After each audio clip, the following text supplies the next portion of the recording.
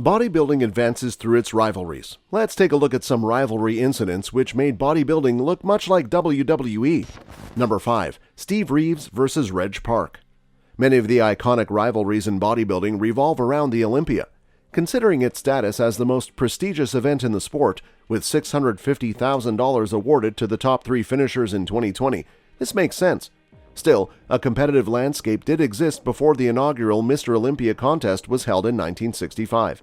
In 1950, British-born bodybuilder and future inspiration to Arnold Schwarzenegger himself, Reg Park, faced Steve Reeves at the Mr. Universe contest. Only 22 years old at the time, Park was already Europe's biggest bodybuilding star. Reeves represented the United States and was beginning his rise as a film star alongside his bodybuilding career. Reeves was the favorite heading into the show, but Park defied expectations and pushed Reeves right up to the finish line. One of the judges that evening, George Walsh, described the climate of the contest. "I can hear the deafening applause that is greeting the appearance of Park and Reeves as they display their breathtaking poses before the world's most enthusiastic audience. I marveled at these two supermen in the ruthless daylight of the afternoon." Reeves won by a single point in what would ultimately be his final bodybuilding contest. In the aftermath, Reeves turned more to film, famously portraying Hercules on the silver screen for several years. Park returned to competition the following year to win the Mr. Universe. While this rivalry didn't have the longevity of others, it was the first bodybuilding result that divided fans and ignited years-long debates. Number 4. Sergio Olivia vs. Arnold Schwarzenegger. The 1960s were all about Sergio Olivia and Arnold Schwarzenegger. The two men first competed for the Mr. Olympia title starting in 1969. Arnold was the new prospect, the man Joe Weider had tipped to lead the sport. Olivia was the myth, earning a reputation for his freakish size and muscularity. Olivia won the Mr. Olympia title in 1967 and 1968. Going into the 1969 contest, the entire sport was ablaze with the news that Schwarzenegger would be challenging the myth. It was Schwarzenegger's first Olympia, and in his mind, it was over before the two even stepped on stage. In his memoir, Arnold remarks that he was overwhelmed by Olivia's presence.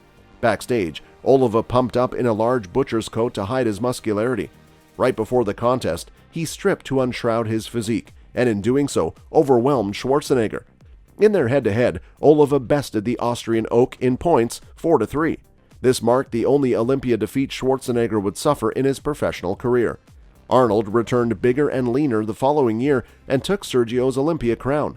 1970 was the beginning of Arnold's 6 consecutive Olympia titles. He won again in 1980. As Arnold soared, Olivia struggled to compete against him. On several occasions, Olivia claimed that the Olympia judges were against him, that they favored Arnold over him, and that he was unfairly treated. Number 3. ZANE vs. FRANCO COLUMBU.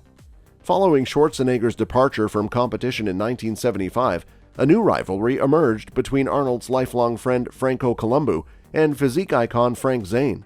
Zane and COLUMBU first met at the 1969 Mr. World contest, where Zane was chosen over his Italian counterpart.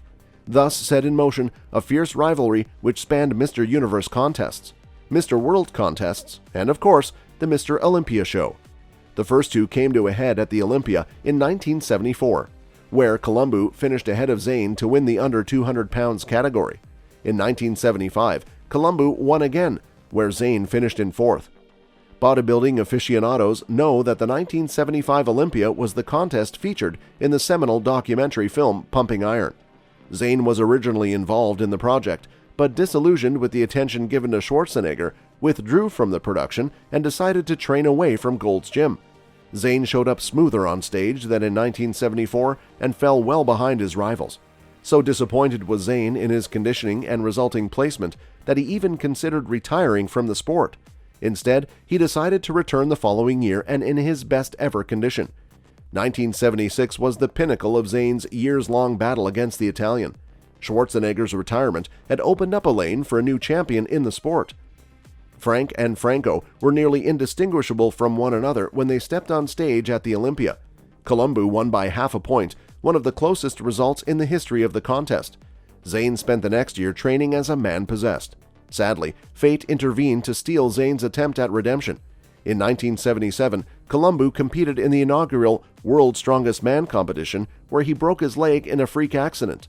The two never faced each other again, and ZANE went on to win the title from 1977 to 79.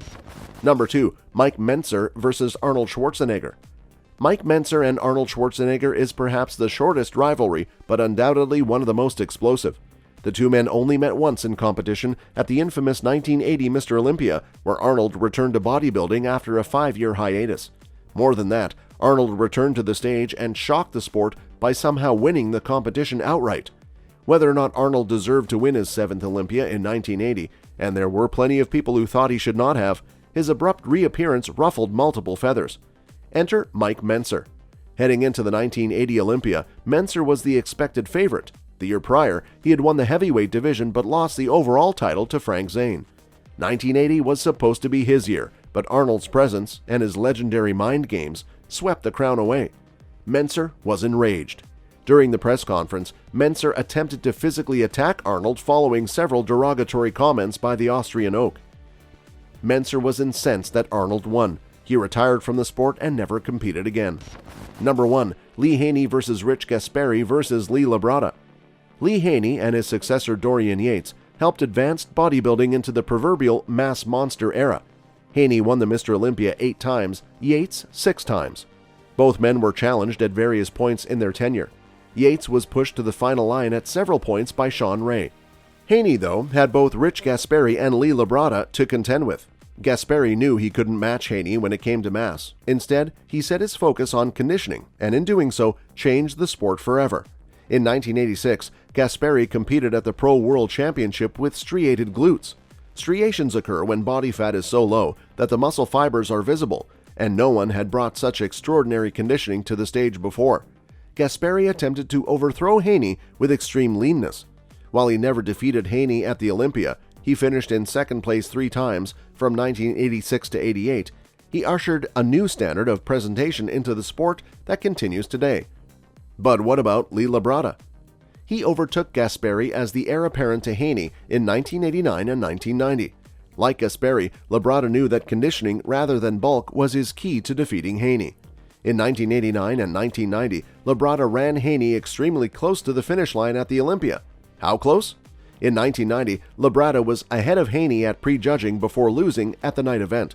Even today, many fans believe that LABRADA deserved an Olympia crown at either the 1989 or 1990 Olympia. LABRADA himself saw it as the biggest disappointment of his career, saying in a 2019 interview, at the time after the prejudging of that show, I was ahead by several points going into the night show. Then he defeated me by 2 or 3 points. It was a hard loss to swallow." Haney defeated not 1, but 2 bodybuilding legends during his 8-year reign. That's all for this video, folks. See you another time.